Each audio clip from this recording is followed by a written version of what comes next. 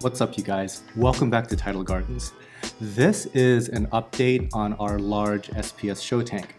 You may have noticed that it's been a little while since we've done an update on this particular aquarium. And the main reason why is that it is going through what we like to call its super ugly phase. The ugly phase is pretty common in a lot of new aquariums, especially ones that are utilizing dry rock. The reason for that is a lot of bound up nutrients are in that rock and it fuels incredible amounts of algae. And we know this because anytime that there's a little bit of the rock that kind of crumbles off, that forms this layer of dust on the ground, it immediately starts to grow hair algae. And the other thing, this isn't an aquarium that's kind of in a vacuum here. It's connected to thousands of other aquariums, and none of those aquariums have a hair algae issue. They are completely pristine. It's pretty much only this SPS show tank that's kind of suffering from this savanna of hair algae, let's just call it. This is also a lesson to not jump into things, because there was a time where we were having a little bit of algae and it looked like it was maybe just like a little toothbrush session away from being ready for us to start planting a lot of our nicer SPS. Had we done that, we probably would have lost every single one of them, because after the little toothbrushing, all of this hair algae came back with monstrous force. And it was actually kind of funny because right around that time, I was telling Becca, you know what, don't worry about this. It's going to be gone in about a week. And fast forward about 3 weeks when the hair algae was 10 times worse, she's like, I thought that you said that this was going to be gone in a week. It's not gone in a week. One other weird aspect of our little ugly phase is you would think that we would be having some kind of indications of elevated nutrients. And the reality is quite the opposite. In this system, which is the total gallons is right around 2,000 and change, you have undetectable levels of both nitrate and phosphate. And it's been undetectable now the entire time. Essentially, even though the water is completely starved out from kind of those pollution metrics, the rock itself is fueling all of this growth. At this point, the goal is just to kind of allow the algae to, again, soak up a lot of those nutrients, and then we'll slowly chip away at removing that algae. In essence, it is a in-tank algal filter. Now, one big thing that was missing from the SPS show tank, which really contributed to this explosion of algae, because if you recall, Nathan, whose tank I reviewed recently, did not have this same issue. And he used literally the same rock that we did because we sold it to him. And yeah, he didn't struggle with any of this level of algae.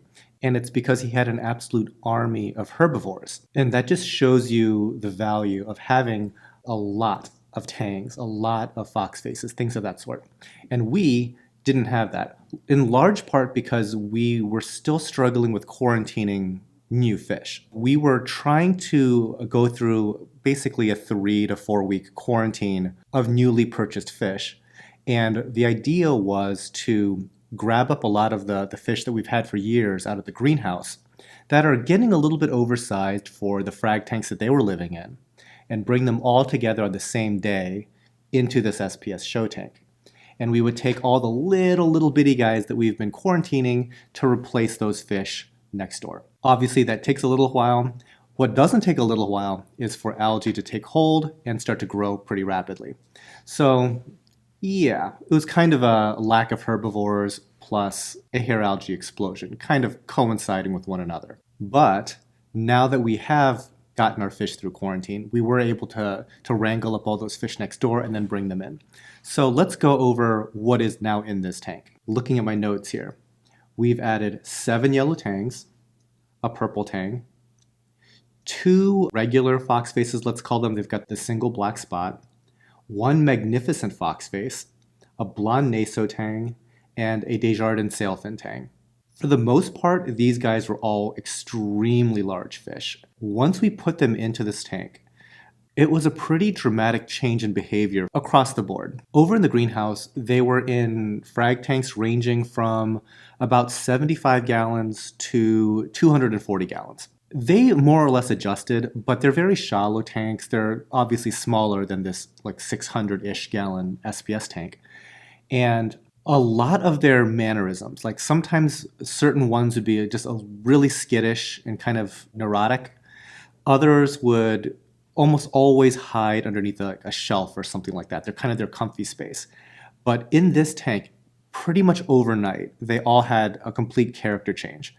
For example, the magnificent foxface, for years, always liked to hang out underneath one of our bigger frag racks. I kind of assumed that once we put him in this SPS show tank, that he would be the one that would most utilize like the caves and overhangs and things like that.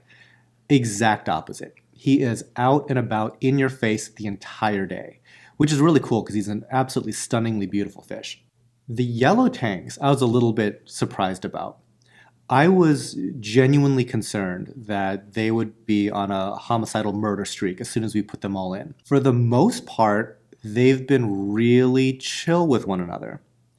They do kind of have their little skirmishes on and off, but it's never hyper aggressive. It's never concentrated aggressiveness onto a particular one. It just kind of comes and goes just a little bit. But for the most part, I think they're just happy to be a part of it. The purple tang and the sailfin tang, they're both zebrasoma tangs, meaning that there is always that risk of aggression with the yellows. Opposite case. They act like they are alone in the aquarium. They don't acknowledge the existence of the other tanks, which was obviously very nice because those are super nice fish, and I really didn't want them to get sniped by these other fish with similar body types. Similar story with the naso. He seems to be very low drama as well. And this naso has a record of going after smaller fish, which is pretty unique, I think. I personally have never seen a naso have an attitude, but one time I remember trying to add like a really small wrasse into his tank, and he chased this thing around mercilessly and tried to kill it, pretty sure. I'd eventually catch that wrasse and rescue it. So I was, again, worried that this naso would have some problems with other fish. None. He, like the sailfin and the purple, pretty much ignore the other guys. It's been really good. Now, I wasn't particularly concerned about them tracking in diseases from next door because we've had these fish literally for years. In some cases, close to 8 or 9 years, in fact. They've all had access to like cleaner shrimp and stuff like that in their own frag tanks. In this big show tank, we still do have one cleaner. So just in case anybody needs like some little touch-up maintenance or anything like that, they do have access to a cleaner ship, which is nice. So far, they have done a decent job of tamping down the algae. One thing to note, though, is that these guys are not going to be miracle workers. There's enough of them to do the job, but they are not going to really go after heavy, thick hair algae. The sort of stuff that they like to graze on is pretty much like their little fresh growths. So something like about a 1 millimeter growth. Once you start having like 4-inch trees of hair algae, they're not going to touch it. I have to get into the tank and start essentially wiping clean that big, thick forest of hair algae to then allow the fish to maintain that really short growth. And eventually, the coralline algae will suffocate out the hair algae. That's the plan anyways. The other thing that needs to happen is we need to get a lot more snails into the system. We're going to be quarantining like 1,000 snails, I think, later on this week.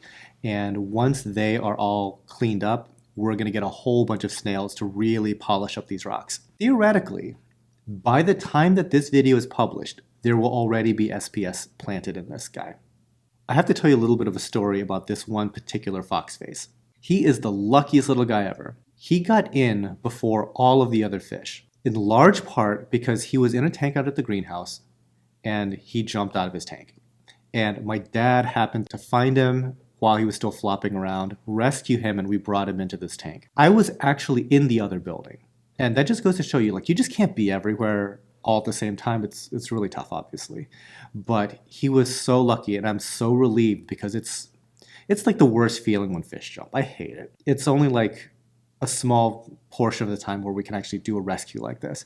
And he came in, he was obviously beaten up from kind of flopping around on the concrete, but within like a couple of days, most of his markings were gone and he's completely settled in. Obviously, I'm overjoyed about that.